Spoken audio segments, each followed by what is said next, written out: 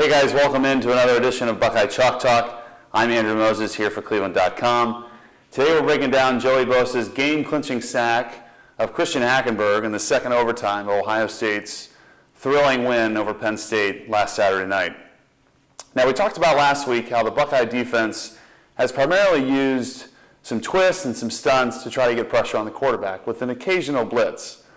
Now, your eyes weren't fooling you on Saturday night when you saw a lot more pressure brought by the Buckeye defense. This was clearly the most aggressive, attacking defensive game plan the Buckeyes have had all season. They had a lot of new looks, a lot of new blitzes, a lot of new stunts, and clearly it was effective as Penn State really struggled to move the ball the entire game.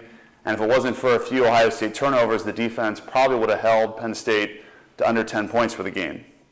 One of those new looks was a look that we've talked about a lot on this show so far this year, was the vaunted bear front. As we look down at the screen, Ohio State lined up in this on the 4th and 6 in the second overtime. You see the nose guard and the two defensive ends covering up the center and the two guards. Now, Ohio State used this only a handful of times throughout the game, but it was actually a very productive defense for them. They were in a bear front when Tyvis Powell intercepted Hackenberg in the third quarter, and obviously on this play in the sack. Now, Ohio State's version is a little different than some of the looks we've seen from the Buckeyes' opponents so far this year. As you can see at the screen, Ohio State is not in a cover zero look. In fact, they got two deep safeties on this play. Usually they had a center field safety and a zone underneath with only rushing 4 or 5 guys. This is not the sellout 6-7 man blitzes that we saw from Virginia Tech and throughout the season so far Ohio State has faced. On this play, what you see is the threat of an immediate overload in the A-gap. You got Darren Lee right here in the middle with Raekwon McMillan right here. The reason why this is a problem for Penn State and showed to be a problem is they're in a man protection.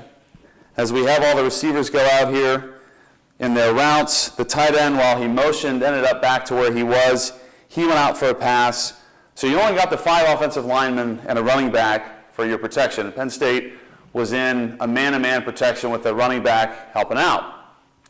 The issue this causes is when you have a threatened overload, you got to communicate with your offensive lineman and say, hey, we got to bring guys down to the protection to protect our middle. As we've talked about, quick pressure up the middle is an offense's worst nightmare, and as we saw, it actually proved to be a nightmare for Penn State, as Hackenberg really didn't even get a chance to get the ball off. So as we run through the play, you had Steve Miller here looping out. You had a twist inside with Michael Bennett. Darren Lee blitzes here. And I think what fooled Penn State a little bit is you had Joshua Perry going out in coverage and Bosa just going straight up the field. Now, what seemed to happen, there was clearly a miscommunication. As the center ended up taking Bennett, you had the guard come down and take Lee. The tackle ended up fanning out, probably to try to block Joshua Perry if he were to blitz. The poor running back for Penn State tried to come here and make a play. He looked obviously surprised that Bosa was bearing down on him so quickly. Joey ran him over and caused a sack. Now, in that end of in Penn State, if you've ever been to Beaver Stadium, you can tell that all the additions they've made over the years to make the stadium so big have been in the end zones. And playing there twice, even if Penn State has the ball, it is really hard to hear inside the 20, inside the 30-yard lines, just because there are so many people down there. Where in the mid part of the field, at midfield, it's really not too loud, too terrible to communicate. So either you have a new center in there, as Penn State had some injuries throughout the game in the offensive line, either he wasn't able to communicate to the whole line that, hey, we got to bring down and protect our A-gaps here, or the crowd was simply too loud and they didn't get it communicated out to the left tackle. Either way, Ohio State was able to disrupt Christian Hackenberg on this play, and as we go through it here, we have a running back get pushed back, and Hackenberg was sacked, and the game ended with Ohio State winning. I think going forward, Ohio State has seemed to have found their identity on defense. They have the secondary, they have the guys up front where they can cause pressure, where they can attack the defense without having these 6-7 man blitzes that expose themselves in the secondary.